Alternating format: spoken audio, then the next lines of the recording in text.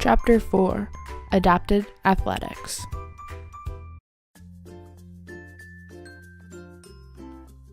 Parasports are a form of adaptive recreation in which athletes with a physical disability compete in sports that run parallel to those for able-bodied athletes, using adapted equipment or rules to make the game accessible for everyone.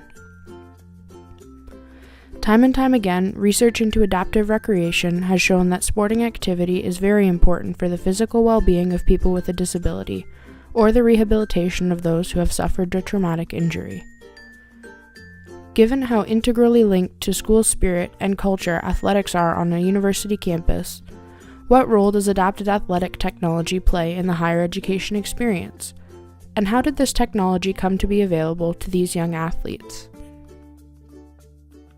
The Paralympic movement truly began as recently as the 1940s, shortly after the end of World War II.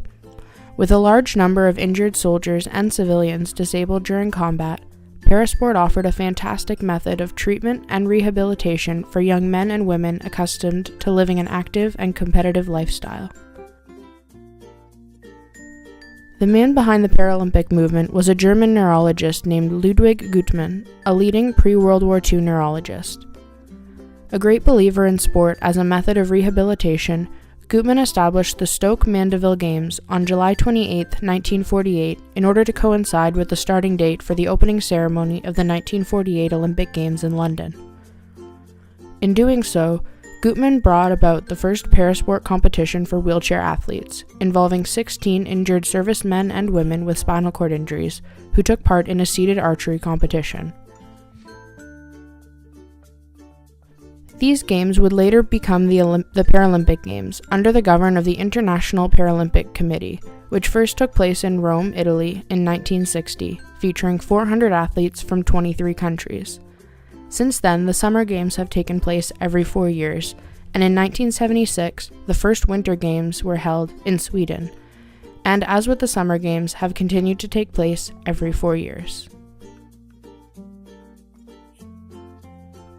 Unlike the development of many traditional mobility-assistive technologies, which are accomplished through legislation, political pressure, or advocacy, the evolution of adaptive sporting technology has largely been driven by increased popularity in the mainstream media and expanding coverage of and interest in parasports.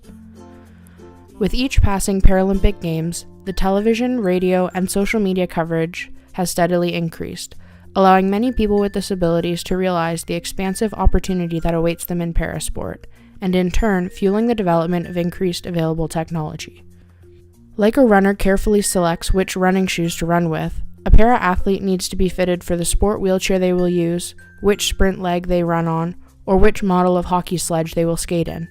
And in response to the socio-political pressure of previously physically active veterans searching for an outlet, and the media pressure of increased Paralympic coverage, adaptive athletic technology underwent considerable evolution in the later half of the 20th century.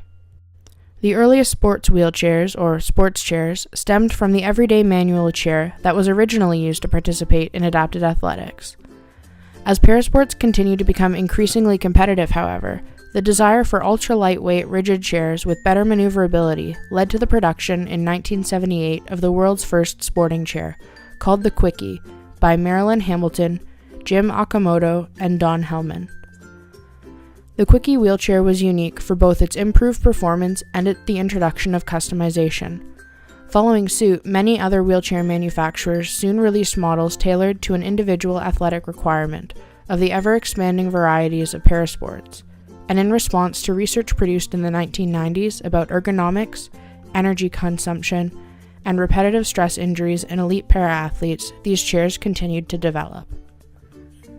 The wheelchairs used for each adaptive sport have evolved from the 1980s to early 2000s to suit the specific needs of each sport, so much so that they often no longer resemble their everyday cousins. They are usually non-folding in order to increase the ease of transportation and durability, with a pronounced negative camber for the wheels.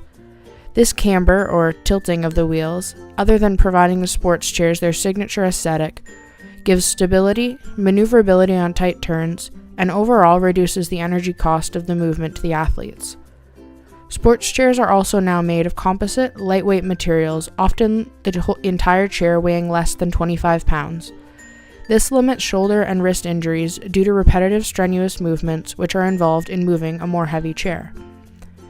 These advancements, initially attributed to widespread media attention on adapted athletics, have allowed any person with a disability the opportunity to engage in these sporting endeavors, and have allowed the Paralympic movement, started nearly half a century ago, to grow and flourish in a world where the technology has finally caught up to the athletic ambitions expressed by people with disabilities all those years ago.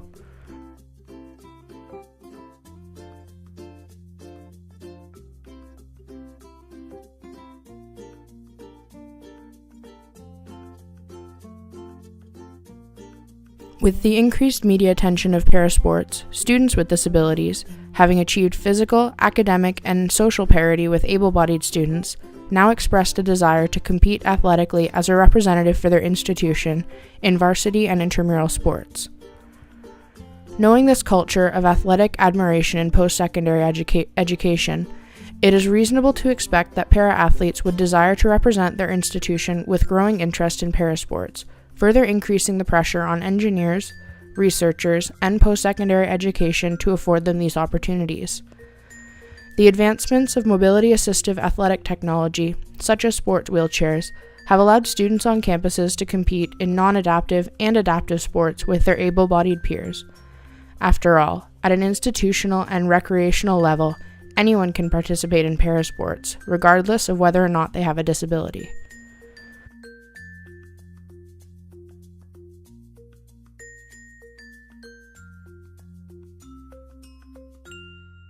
As demonstrated across this series, any number of pressures can lead to the development of mobility-assistive technology that allows students in higher education to participate in every aspect, and athletics are no exception. Tune in to our final installment to learn about the technology allowing students with disabilities to participate in cooperative and experiential learning opportunities, how it was developed, and what lays in store for the future of mobility-assistive technology in higher education.